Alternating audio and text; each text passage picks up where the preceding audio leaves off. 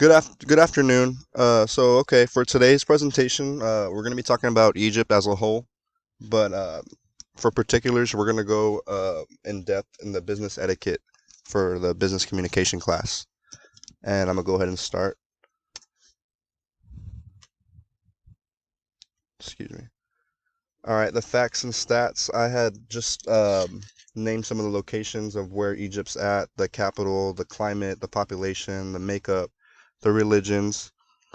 But Egypt is home to one of the oldest civilizations in the world, which has been flourishing along the fertile banks of the River Nile since 3100 BC, which is quite some time. Although generally considered to belong to the African continent, Egypt lies on the African-Asian border, as you can see is the picture in the bottom right-hand corner. It is the third most populous country in Africa with a constant growing population. The fertility rate has grown to be quite stable. Most Egyptians live in big cities and metropolises such as Cairo and Alexandria, which are located along the Nile or the coastline, as you can see, as the majority of the remaining land area belongs to the arid regions of the Sahara Desert. One second.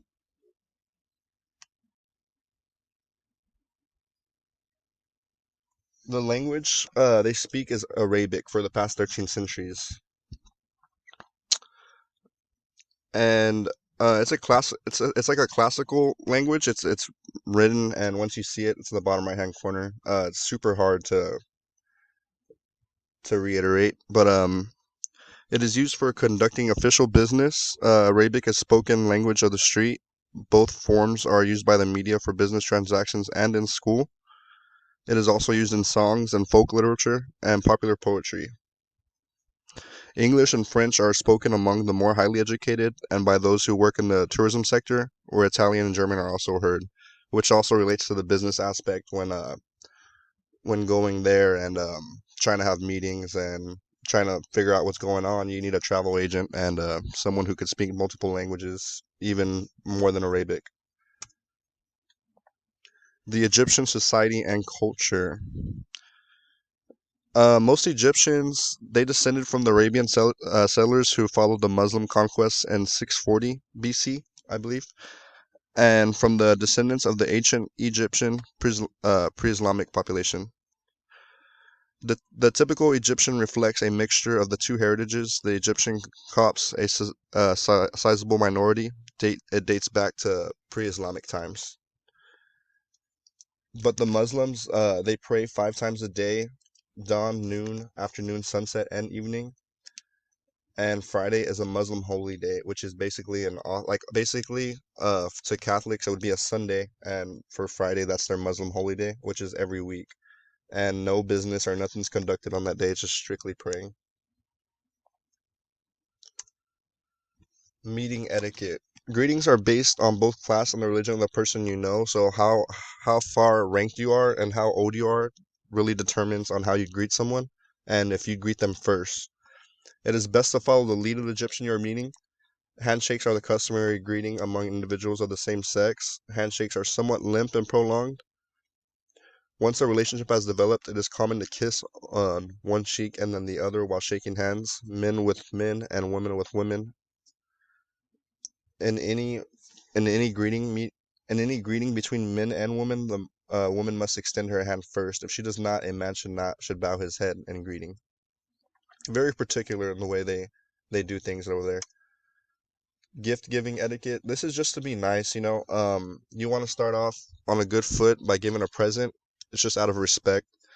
The gifts aren't open when they're received. They're open, I guess, later after the meeting, but just depending on the who you're giving the gift to. Dining etiquette. If you are invited into an Egyptian's house, you would normally remove your shoes. Anywhere that's nice looking, you remove your shoes outside. You dress well and conservatively. You don't show your knees or shoulders, so pants and at least t-shirts, and compliment the host on every aspect of their house. Table manners. Wait for the host or hostess to tell you where to sit and when to eat. Eat with the right hand only. The left hand is considered dirty. It is considered a sincere compliment to take second helpings. But if you do take the second helping, make sure not to finish it. It is considered out of respect not to finish the meal just to show that you're full. And never add any extra seasoning to the food. Forgot about that one. Relationships and communication. Egyptians prefer to do business with those they know and respect, and it's usually revolves around nepotism around there. So a lot of the same leaders are from the same family. It's just the older you get, the more higher up you get. They just see it out of respect out of that way, and that knowledge is shared throughout. Since the Egyptians judge people on appearances, wearing the good quality clothes, conservative clothes, will already that's one of like the major checks off the list. Because as soon as they see you, they need to see a good sign out of respect and a smiling face. The business meeting etiquette. Appointments should be made in advance. Um, do not worry if the business partner is late. It's usual. I mean, and during the meeting there will be many interruptions, and it's not out of disrespect. It's just how they do things over there. It's really slow paced, and the business aspect, it's ongoing, and it takes a while to get things going. But once they trust you and they know you don't get annoyed by stuff like that, they bring you into the family and they start being more negotiable. Dress etiquette. I just went over this, but men should avoid wearing visible jewelry. I'm really bad at that, and especially around the face and neck. So no ear piercings or nothing like that. And women must be very, very careful, or they'll get shunned if they wear inappropriate clothing.